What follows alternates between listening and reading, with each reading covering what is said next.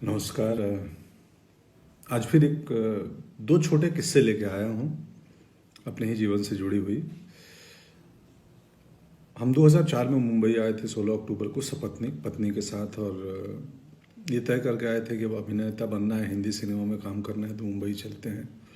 मालूम था लड़ाई लंबी है, वक्त बहुत लगेगा, तो हमने तैयारी कर रखी थी पहले से। पत्नी को बोला था कि तुम बीएड कर लो ताकि शुरुआती में तुम कहीं टीचर की नौकरी कर लेना, और मुझे तो पता नहीं मेरा क्या होगा, कितना समय लगेगा। तो उतने दिन घर चलाने के लिए कोई तो एक कमाने वाला चाहिए, तो पत्नी ने बीएड कर लिया था और हम मुंबई आ गए।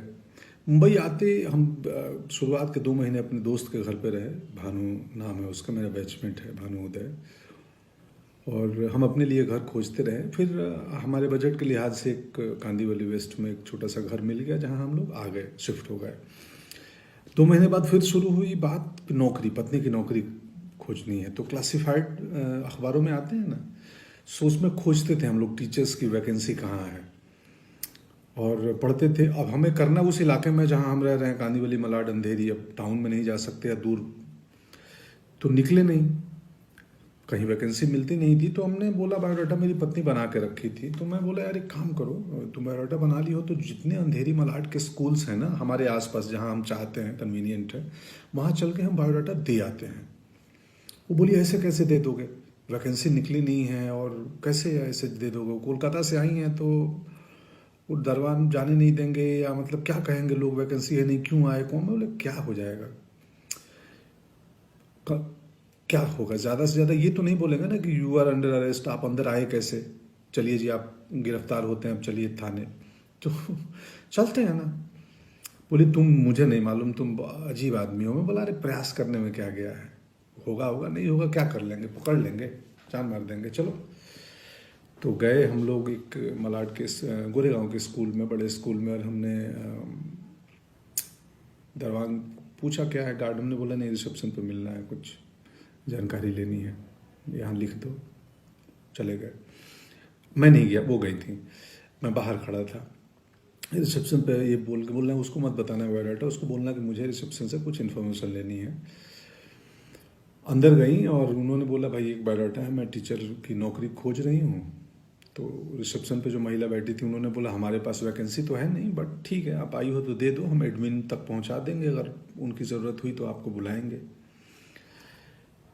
कट्टू, सिनेमा वालों की भाषा है कट्टू, मतलब इसके बाद मैं एक दूसरी कहानी पे आता हूँ। बायोडाटा दे दिया, उस महिला ने बोला कि एडमिन तक खबर दे दूंगी, ज़रूरत पड़ी कभी लगी तो बुला देंगे। आ गई, बोले चलो ठीक है, बस हमने अपना काम कर लिया।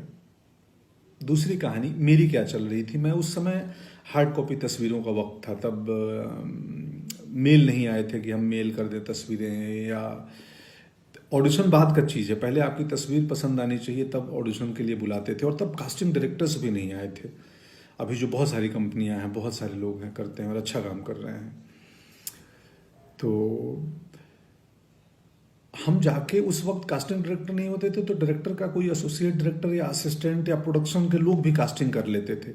और तब कास्टिंग मतलब बहुत छोटे छोटे रोल्स में नए एक्टर को लिया जाता था, और जो भी एक सेट पैटर्न था, ये हीरो, ये हीरोइन, ये विलेन, वकील, इंस्पेक्टर भी सेट थे। तो 2004-5 की बात है ये। तो मैं जाता था दफ्तर में, दरवान रोक दे, कहीं बड़ी कंपनी किसी फिल्म ऑफिस में गया, तो मैं बोलता था कि यार मेरे को बोला किसने बुलाया है, मैं बुलाया नहीं, मेरे को ईश्वर जी भेजे हैं कि वो राहुल, रवि, जो भी नाम है उस एसोसिएट की, उनसे मिलना है, ईश्वर जी भेजे हैं। बोला अच्छा। वो फ़ोन करे कि भाई कोई आए हैं, पंकज नाम है, ईश्वर जी भेजे हैं। तो बोले अच्छा कौन, भेज दो भेज दो, मिलता हूँ, देखता हूँ कौन। या अंदर पहुँच जाए, छोटा दफ्तर हो, रिसेप्शन तक पहुँच गए सीधे, तो फ्रंट डेस्क पे जो भी रिसेप्शन पे महिला बैठी हैं, जी हाँ क्या। तो मैं बोला एसोसिएट डायरेक्टर से मिलना है। तो किसने भेजा है आपको, कैसे आए हो, क्या है रेफरेंस। तो मैं तो बोलता था वैसे ही आया हूँ, लिफ्ट से आया हूँ अभी बस ऊपर। नहीं नहीं नहीं, यहाँ भेजा किसने है, मैं मतलब वो ईश्वर जी भेजे हैं बोल के उनसे। ईश्वर जी, बोले हाँ आप बता दो ना उनको, वो जानते हैं। तो ईश्वर जी भेजे हैं, कोई पंकज आया है कास्टिंग वाला। बोले चलो आप, तो या तो कास्टिंग वाले निकल के आए या मुझे अंदर तक भेज दी जाए।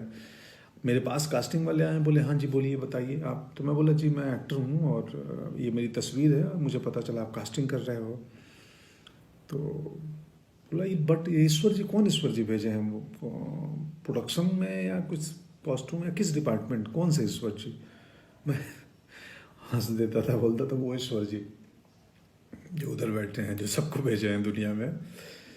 तो कई लोग हंस देते थे, ये 2-4 बार ही हुआ, अक्सर नहीं हुआ है ये किस्सा। कई लोग हंस देते थे और बोलते थे यार बढ़िया सेंस ऑफ ह्यूमर है या बढ़िया अप्रोच है तुम्हारा, लाओ तस्वीर दो, कहाँ से एक्टिंग सीखे हो, क्या किए हो। एक आध नाराज भी हो जाते थे। 2-4 बार किया था ये। मुझे मेरे दोस्त आज ही फोन आया था दिन में, हेमंत का, तो उन्होंने बताया कि यार तुम याद है तेरे को तो ईश्वर जी बोल के कहीं घुस जाते थे कि ईश्वर जी भेजे हैं। तो याद आया। और हम एक्टर्स को कैसे पता चलती थी कि कास्टिंग कहाँ हो रही है। एक इन्फिनिटी मॉल है अंधेरी में, वहाँ पे बहुत सारे एक्टर्स शाम को बैठते थे और वहाँ इन्फॉर्मेशन एक दूसरे को दी जाती थी। हम इतने वहाँ इकट्ठे होने लगे कि बाद में मॉल के जो सिक्योरिटी मैनेजमेंट सिक्योरिटी वालों ने हमें खदेड़ दिया कि तुम लोग चले जाओ, यहाँ भीड़ नहीं चाहिए। उसमें पूरे हिंदुस्तान के गांव खेड़े से छोटी जगहों से आए हुए हमारी तरह एक्टर्स थे, बहुत सारे बहुत सारे। बाद में सुजान सिंह चौक बन गया, वो भी एक एक्टर हैं सुजान जी। हम बहुत सारे दोस्त थे, अब नाम लूंगा तो 1000 नाम हो जाएंगे जो वहाँ बैठते थे। पत्नी की कहानी पे बायोडाटा दे के चली आई, एडमिन में जाएगा। दूसरे दिन कॉल आया कि जी आप आइए, एक इंटरव्यू के लिए प्रिंसिपल ने कॉल किया है। वो गई, इंटरव्यू दी, उनकी नौकरी हो गई।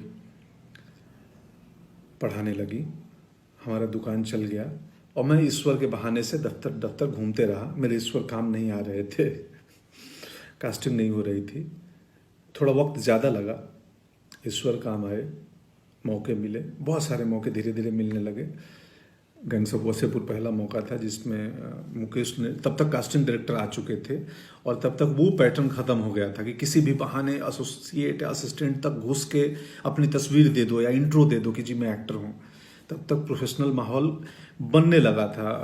गैंग्स ऑफ वासेपुर में मुकेश कास्टिंग, उसके पहले अभिमन्यु रे थे यशराज में, वो कास्टिंग कर रहे थे। तो कास्टिंग डायरेक्टर्स का चलन हो गया था। हनी भाई आ गए थे, जोगी भाई आ गए थे, ये सब कास्टिंग डायरेक्टर्स हैं। बाद में अभिषेक की कंपनी आई। सो बहुत सारी अभी कंपनियां हैं कास्टिंग की काम करती हैं बॉम्बे में। सो पत्नी की नौकरी लग गई और मेरे ईश्वर कुछ सालों बाद काम आए और जब प्रोफेशनल हुआ माहौल तो हमें काम मिलने लगे। और बाद के दिनों में अब तो इतने ज़्यादा काम मिलने लगे कि घर पे किसी एक को रहना ज़रूरी है, मेरे और पत्नी में से। तो पत्नी को स्कूल की नौकरी कुछ साल पहले छोड़नी पड़ी और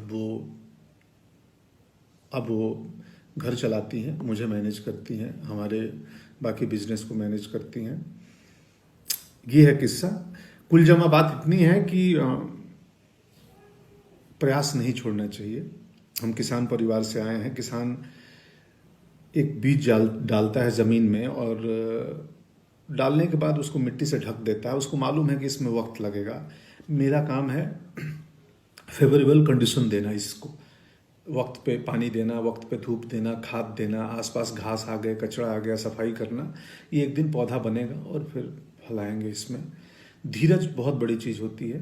आप जिंदगी में जो काम करना चाहते हो, कोई भी काम छोटा नहीं है, कुछ भी, मतलब आप किसानी में भी कमाल कर सकते हैं, आप कहीं पे भी कर सकते हैं। खैर, शुक्रिया, आज का किस्सा इतना ही। Thank you so much. Corona से डरना नहीं है, लड़ना है। लॉकडाउन को गंभीरता से पालन करें और बाकी उपाय हमें मालूम ही है। हाइजीनिक मेंटेन करें, एक फिजिकल डिस्टेंसिंग मेंटेन करें, अगर ज़रूरत हो एसेंशियल चीज़ों के लिए बाहर निकलना पड़ रहा है तो। और बस यही है। शुक्रिया। आप सबको बहुत सारा प्रेम और स्नेह, और पूरी दुनिया खुशहाल रहे, ऐसी कामना है प्रभु से। जय हिंद।